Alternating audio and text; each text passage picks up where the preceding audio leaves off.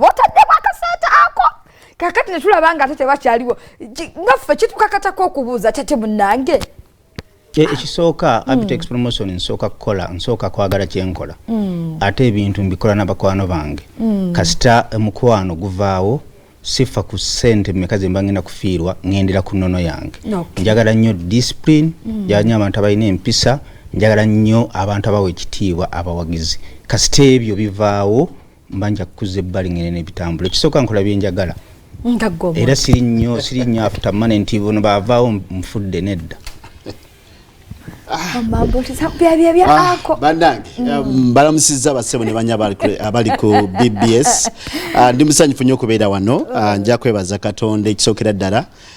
ku Florence mwe bali kutukyaza ne Uncle Abitex yomu ku basajja betulabirako abatuwa omukisa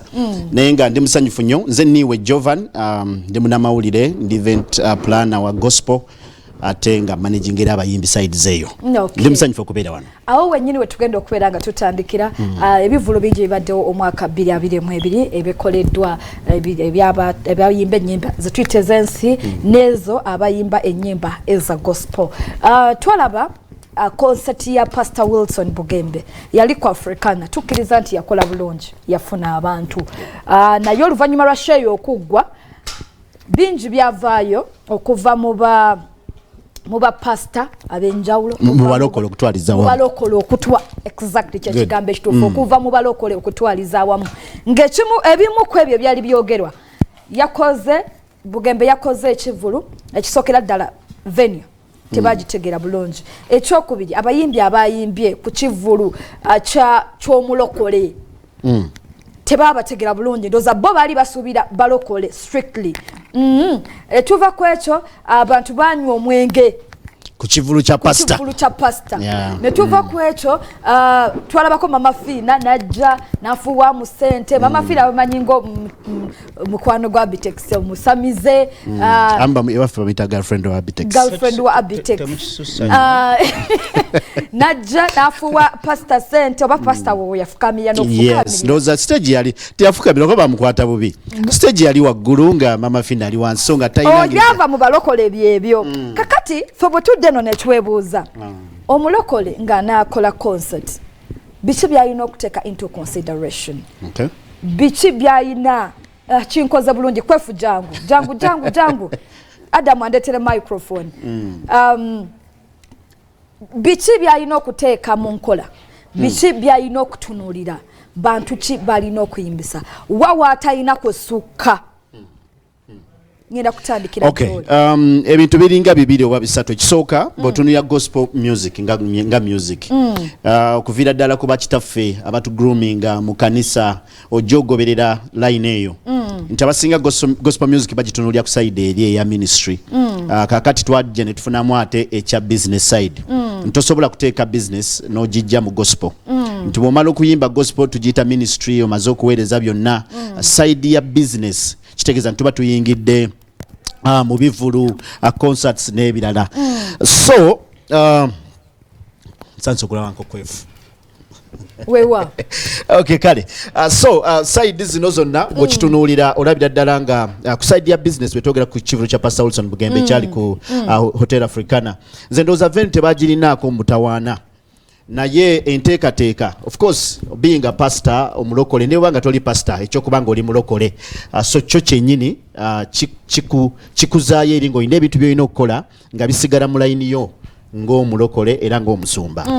emu ku bintu ebyali concert ya Pastor Wilson Bugembe ndowooza nga tunagenda ku byalimu otunuulira omutegesi ayategeka ekivvulu yes nti bw'okwata ekivvulu n'okyejjamu sometimes abantu abasinga bano Abitex fe betutwala ebivvulu omaliriza nga ekivvulu kyonna g'okitegeerera kakati omuyimbi ono Pastor Wilson Bugembe ndowooza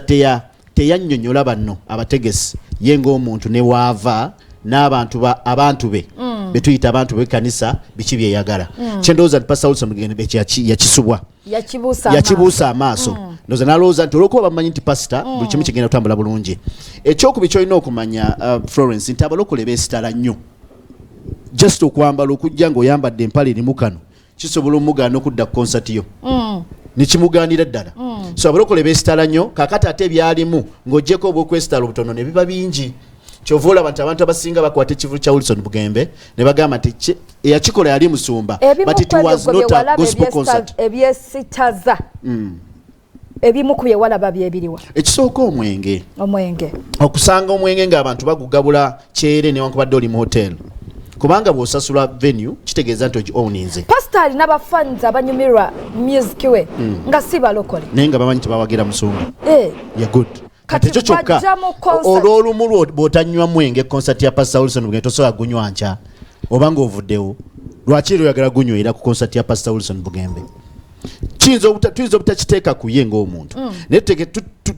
kituyambeko naye okumanya nti next time bwe mba nteekateeka nina abantu abantunuulira for example nina ebintu of course byetutunuulira ng'abantu Pastor Wilson Bugembe ayinza okubanga oluusi naye yakimanyako naye teyakiwa nnyo teyakirowoozaako nnyo for example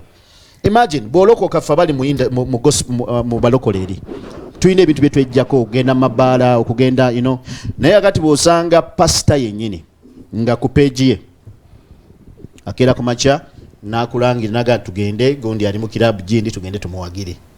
naye nga jjukira tumufollowinga so nakyo kitukuba somewhere so nze ndowooza nti Pastor Wilson Bugembe ekivulu kya Pastor Wilson Bugembe tukyejjako ffe ng'abalokole tugamba nti ekyali kyaffe kubanga bw'okitunuulira 70% ebyali mu kivulu ekyo tulinamuko 30% abalokole Kazire wanko kwefu osanze twatandise dda nsanyusa okulaba kansuubire oli bulungi makubo bagaggala sima wali bakolawo dwetololedde eno ddeeri kati tubeeramu mu Kampala kyosanze mu ddiiro bye bivulu bye tubadde nabyo mu mwaka nga tusookedde ku kivulu kya Pastor Bugembe ekyakolebwa ku Hotel Africana ebyajjirako byali bingi oluvannyuma lw'ekivulu kino okuva mu balokole abasumba n'endiga zennyini nti ekivulu kino ekisooka location venue ate yabasanyula ebyakolebwa ku kivulu kino ba artist abaperforminga bali basuubira ba artist abayimba gospel Mama Fiina omusamize yali mugenyi muyite ku kivulu fena twebuuza abali eno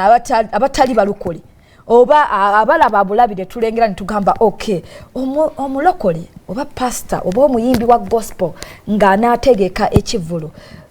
biki byalina okukola biki byatalina kukola biki byalina okuteeka mu nkola okusingira ddala kakati mu bulokole ono akimanyi mulimu callings okuyitibwa buli muntu alina okuyitibwa okukwe era mu bulokole buli muntu alina omulimu gwe gwalina okukola tulinamu ba elders tulinamu ba apostle tulinamu ba pastors tulinamu ba evangelist tulinamu ba ushers and buli omu alina department ye ontegeera so nga tonaba kusooka kukuba muntu osooka n'omanya ye calling ye eriruddawa oyo gwoyagala nti at this moment Bugembe azze akyatulalunye nti calling ye yakunona myoyo giri gijje eno ontegedde so kati ekyo ekivulu bw'otunya byonna ebyaliko ne Bugembe in brackets ne byazaakola n'abantu abo be yayita bwatyo ye bwe yasalawo okubayita nti one you need to befriend them agamafuta tegali ku buli muntu nti bw'omala obba befriending nga bagenda kugoberera abamu bwe babefriending nga bakusika ne bakutwala naye Mukama yeebazibwe nti okuva lwe yabayingiramu n'atandika okuba befriending alisa alinayo emyoyo gy'avubye ekyo kimu kyakubiri saagala tubeere na double standards mu bulokole nze nalokoka 1999 up to now now mu bulokole tulina ekkanisa ng'emisana we zibeera ebeera bbaala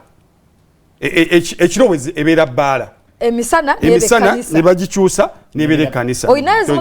mu kibuga genda mu kibuga wakati ezisinga lankyawe zibeera so enjiri is not the location is about what you communicate to the other person ontegeera so kati bwoga nti location lwaki pastor atutwala ku Africana obanga akuba then obanga atugamba ntukeere ku makya buli alina lankyawa mu kibuga tugimugobye kubanga ekiro baziteeka zibeera kati awutuvuddewo number 3 abantu bano booyita in the process of kukyusa muntu nsanyuka nnyo bwe nkusanga obadde onywa ecupa za bia 6 nenkuyita mu church kwolo n'onywa 3 nza mujubireti amusanze nga anywe 3 gogamba lwaki yanywedde 3 neze mamusanyufu nti oyo olaba anywedde 3 nga wendi kitegeeza bwe nayongera omwenge ejinga ajja kugenda akendeeza adde ku chupeji mpola mpola. So Paasita Bugembe mumuleke ne calling ye wabula kyesa advising abalala kwe kumugoberera calling ye nga yo omuntu mu bufunze nga tuwunzika tugendagenda mukola ku nsimbi agwe ekya pastor okuteeka ku African abantu okunywera omwenge mu concert ekyoka tetulina tabu jonna ye kye ya communicating mu bigambo bye teyabagamba teyakwata mu buzira lwagamba ati munyo crusades tuzibeerako kyogamba ku crusades gye tuzitegeka tewabayo abanywera omwenge kwefa mbuulire yenga yalabedanga ekivulu kya Pastor Wilson Bugembe ng'omusumba first of all ng'omulokole kozi kwefu mulokole alabedanga buli kimu kyali okay nga tanna kikuddamu katusooke tukole ku nsimbi bwe tukoma tugenda kutandikirawo nga kuddamu ekyobuuzizza temuvaawo